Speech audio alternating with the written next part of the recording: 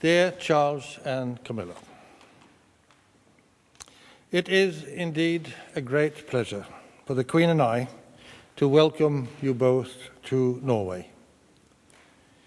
Your visit is part of the Diamond Jubilee celebration of Her Majesty Queen Elizabeth II, a celebration that not just the Queen and I, but also the entire Norwegian nation are pleased to take part in.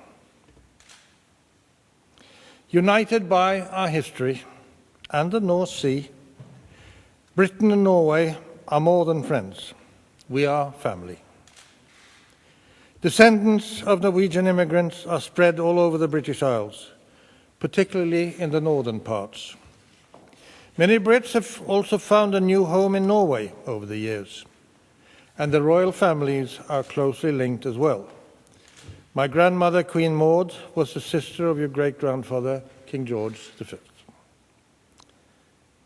Queen Elizabeth's achievements as monarch are remarkable. Throughout her long reign, she has served the British people with unfailing devotion, dignity, and distinction. Hers has indeed been a lifetime of exceptional service. As monarch and head of state, she has inspired respect and admiration not only in Britain, but all over the world. Queen Elizabeth succeeded to the throne just a few years after World War II. I believe no other event in history has had such a strong effect on the relationship between Norway and the UK as that war. My grandfather, King Haakon, led the Norwegian government in exile in London from 1940 to 45. His BBC broadcasts were eagerly followed here in Norway, and the resilience of the British people and forces kept spirits up all over our occupied country. The Shetland bus, which linked the UK and Norway during the war, is an important chapter in this history. The friendships and relations established then are still very much alive today. Indeed, Prime Minister Jens Stoltenberg will open a museum in Scalloway, Shetland, on the history of the Shetland bus on the 17th of May, our Constitution Day this year, 70 years after the base was established there.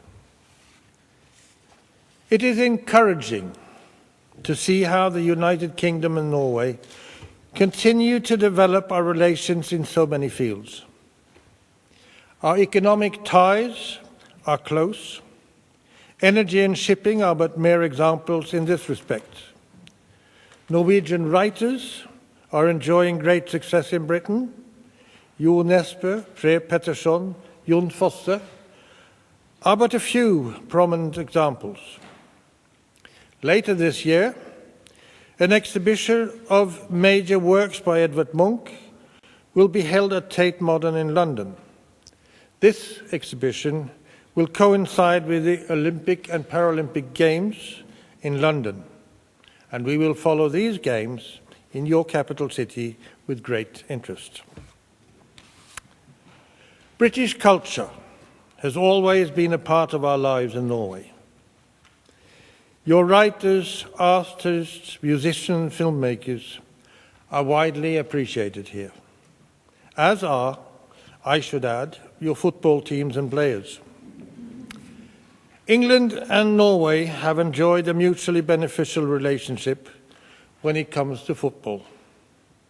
When Manchester United won the treble in 1999, it was a Norwegian, Ole Gunnar Solskjær, who was responsible for the crowning moment when he scored the decisive goal in overtime in the Champions League. At times, many Norwegian players have sought their fortunes in the British Isles. One whose name I won't mention said in an interview that he had discovered a very good beer in England. It was called Pint.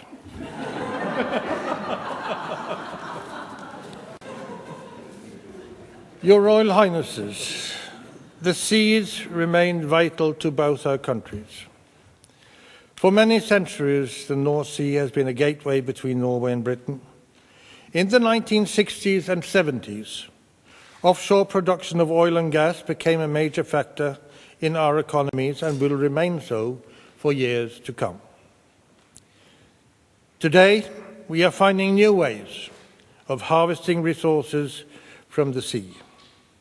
Offshore wind production is offering not just renewable energy, but also a basis for closer technology and business cooperation between Norway and the United Kingdom. One example of this is the Sheringham Shoal Wind Park off Norfolk, to be opened later this year.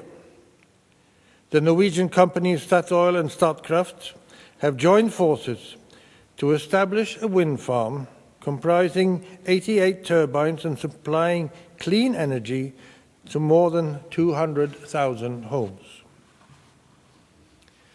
It is safe to say that relations between our countries are enduring, vibrant, and ever expanding.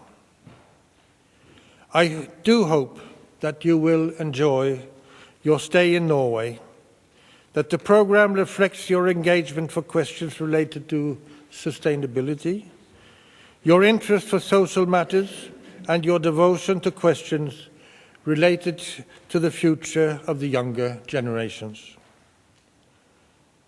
I take great pleasure in inviting you all to join me in a toast to the Royal Highnesses the Prince of Wales and the Duchess of Cornwall, to the people of the United Kingdom, and to the friendship between our two countries.